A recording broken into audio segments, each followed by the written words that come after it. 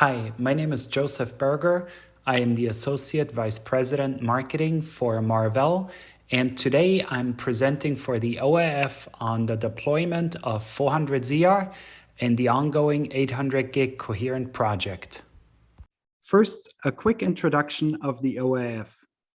The OIF identifies industry needs for which it develops implementation agreements and then validating that work with interoperability demonstrations. The OIF has been around for 22 years and has 120 member companies. They created 80 implementation agreements so far, as well as 42 interop demos. Today, I'll talk about the optical track, specifically the 400ZR and 800G projects, but there's a wide range of activities, including co-packaged optics, protocol management, including coherent CMITs, which is also used in the 400ZR products, electrical interface track that works on common electrical interfaces, and networking track. The OIF has a wide range of membership that brings in new projects with expertise in many different areas. The OIF is organized in a range of working groups inside the technical committee that work on specs and therefore the implementation agreements, which in turn lead to interoperability demos. Additionally, we have the market awareness and education committee, which creates educational workshops and presentations. A quick refresher on 400ZR. We started the project in 2016 and published the implementation agreement in March 2020. The goal was to enable a cost-effective, low-power 400G single carrier coherent interface. There are two application modes. First, the 120 kilometer amplified noise limited DWDM link. And second, we also defined a spec for an unamplified loss limited case. The amplified DCI use case is by far the most popular and widely used application.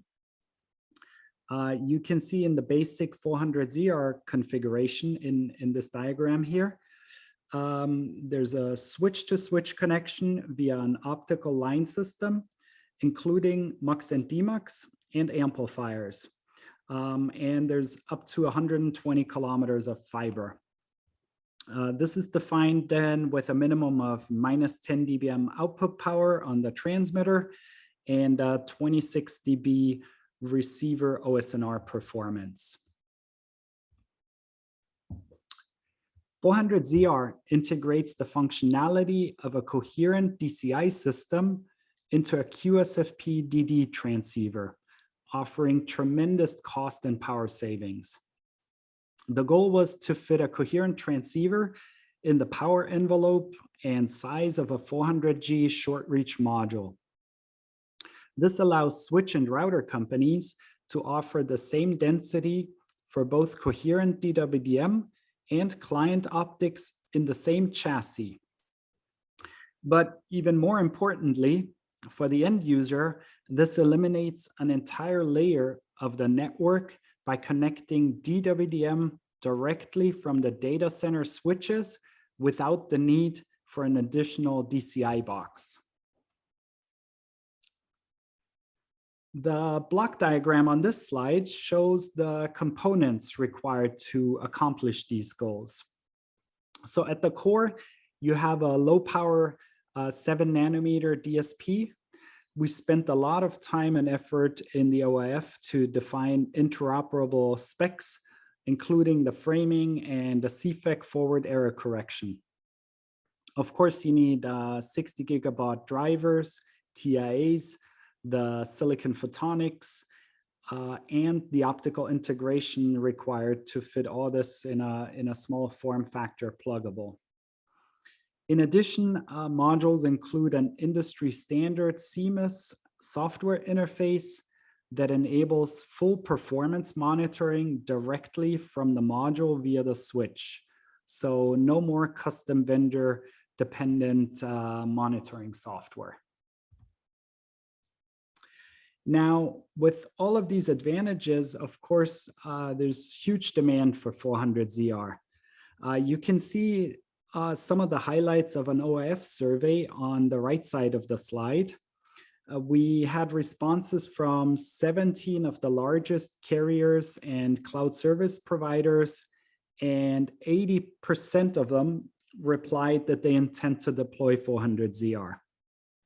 Volume shipments started this year and will grow dramatically. In this market study you see here by Signal AI, they show the growth of 400ZR ports and the expected market of hundreds of thousands of modules over the next few years. 400ZR Plus, which you see also mentioned in the survey on the right, is not an OIF standard, but there is nevertheless interest in longer reaches without giving up some of the advantages of 400ZR for some use cases. Now, this slide is showing the Marvell Colors 2 400ZR ZR Plus module, which we announced commercial availability for earlier this year. We've successfully completed interoperability testing with other vendors in the OIF-defined 400ZR mode, which is a validation of the great work in the OIF over the last few years. At Marvell specifically, we additionally also completed a lot of integration testing with switch OEMs and ODMs, as well as different line systems. And on the top left, you can see an example of a fully loaded 32-port QSFP DD switch. We also introduced a ZR Plus variant. You can see on the right side a picture here of a demo we did earlier this year. And this version features longer reach and better OSNR performance. These transceivers, of course, feature tunable lasers, and most applications use a 75 gigahertz channel spacing, so you can fit 64 channels in the C-band, or that translates to 25.6 T per fiber.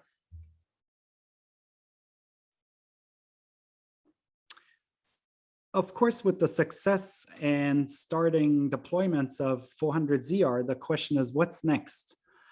In this OIF network operator survey, 88% responded that they will need something faster than 400G coherent by 2025. And 60% are planning to deploy 800 gig router ports after 400 gig. So in November last year, we kicked off the 800 gig coherent project with the goal to define interoperable, cost-effective, single lambda 800 gig coherent interfaces, again, for small form factor pluggables. Again, there are two use cases being discussed: 800ZR for DCI applications and 800LR for campus links. 800ZR is a single span amplified link with loss up to 24 dB.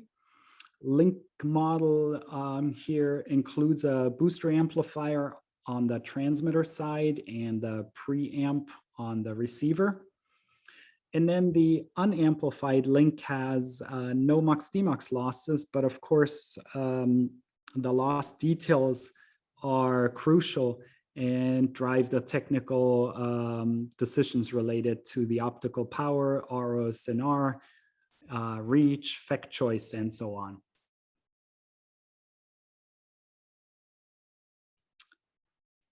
Some key 800ZR specs that the group agreed on so far are shown here in comparison to 400ZR.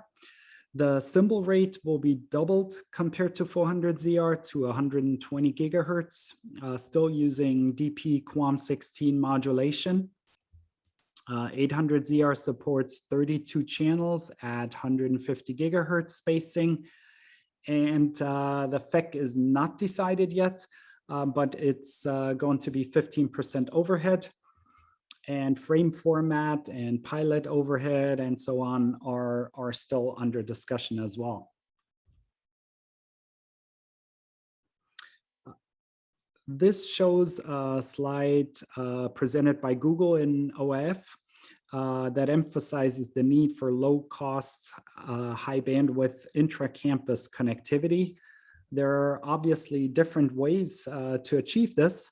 For 800 LR specifically, the goal is, again, to get to low cost and low power. And that's, of course, driving the decisions in these OIF discussions, including low-cost lasers and simpler specs.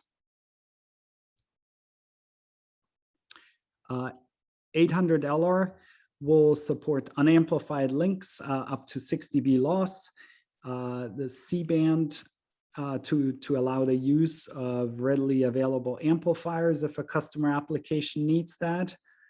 And the goal is low power, low latency, and obviously an interoperable specification. And for the forward error correction, 800 LR will have a different FEC than 800 ZR with focus on low latency and low complexity, and of course focus on power. There are two primary approaches: the concatenated approach without termination at the host KP4 FEC, and the conventional terminated approach. The former promises lower latency and lower complexity. The latter is more useful for better performance, but at a slightly higher power. So these trade-offs are currently being discussed within the study group. So I'll close with my opening slide. There are a lot of exciting projects in the OIF, including this 400 and 800 gig project, the co-packaged optics, but many more. We're a member-driven organization, so we invite you all to join the discussion and lead the next generation of optical and networking technologies. Thank you.